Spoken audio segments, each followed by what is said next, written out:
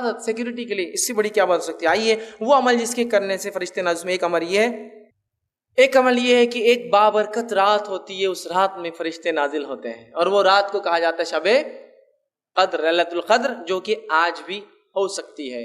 21 گزر چکی، وہ بھی ہو سکتی تھی، اور آنے والی اور 3 راتیں باقی، وہ بھی ہو سکتی ہے، 25، 27 اور 29 بھی ہو سکتی ہے۔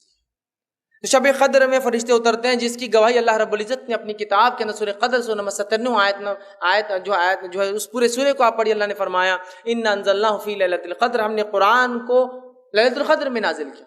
وما ادراک ما لیلۃ القدر، اور مسلمانوں کیا چیز ہے جو تمہیں سمجھائے لیلۃ القدر کیا ہے؟ لیلۃ القدر خیر من الف شہر، بس تمہاری عقلوں کو اتنی بات تو ضرور سمجھ میں آ جائیں گے، اور اتنا کافی ہے تمہاری سمجھ کے لیے، 1000 مہینوں سے افضل یہ رات ہے۔ تنزل الملائکۃ والروح، اور اترتے ہیں اس رات فرشتے اور جبرائیل، یاد رکھیے، اور جبرائیل علیہ الصلوۃ والسلام کا ایک نام کیا ہے معلوم آپ کو؟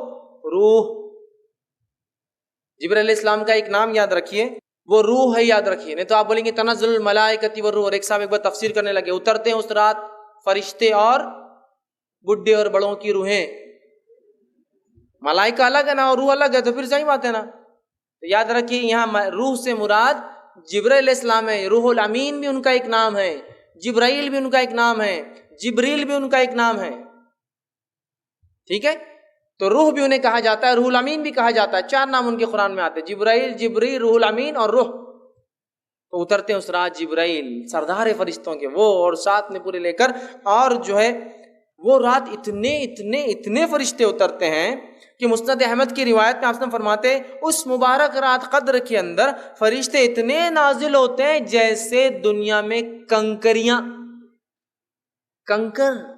اتنے نازل ہوتے ہیں۔ اور جو علماء لکھتے ہیں اس کی تفسیر میں کہ شب قدر کو قدر اسی لیے کہا جاتا ہے، اتنے زیادہ فرشتے اترتے ہیں کہ قدم رکھنے کو فرشتوں کو جگہ نہیں ہوتی۔ اب اس رات کو بھی کیسے مناتے اور کیا حال ہے ہمارا، مجھے زیادہ بولنے کی ضرورت نہیں ہے۔ پہلے تو 5 میں سے 1 ہے، تو اپنے لیے تو 1 ہی فکس ہے پہلے سے۔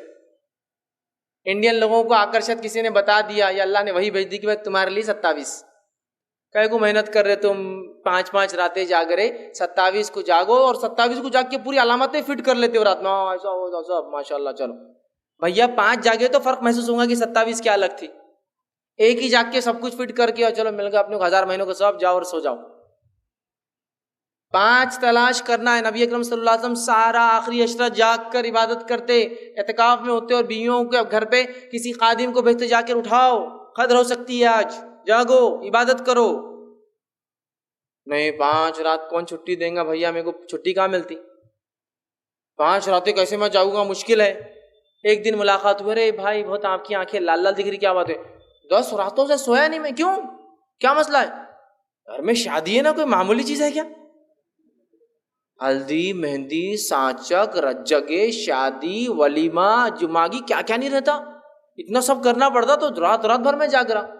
اچھا شب قدر کے 5 وہ نہیں ہو سکتی، کیونکہ شادی کا ثواب شاید اس سے زیادہ ہے، وہ جاگنے کا، وہ ان بدعتوں اور رسومات اور خرافات کرنے کا، اس لیے نہیں ہو رہا۔ ارے آپ بہت جاگے ہوئے دکھ رہے، 1 مہینے سے آپ جو ہے سوئے نہیں، جاگتے رہے، گھر میں بیمار ہے نا میرے امی، ارے ٹھیک ہے اس کے لیے، تو مطلب بیماری کے لیے جاگ سکتے، رسومات کے لیے جاگ سکتے، سفر کے لیے جاگ سکتے، خرافات کے لیے جاگ سکتے، پکنک کے لیے گھومنے پھرنے جانا ہے تو جاگ سکتے ہیں، لیکن شب قدر کی 5 رات ذرا ٹف ہو جاتا، مشکل جاتا۔ اس دن بزنس ڈوبتا ہوا نظر آتا، باس چڑھتا ہوا نظر آتا، نوکری جانے کا ڈر لگتا، باقی جگہ نہیں ہوتا، سب۔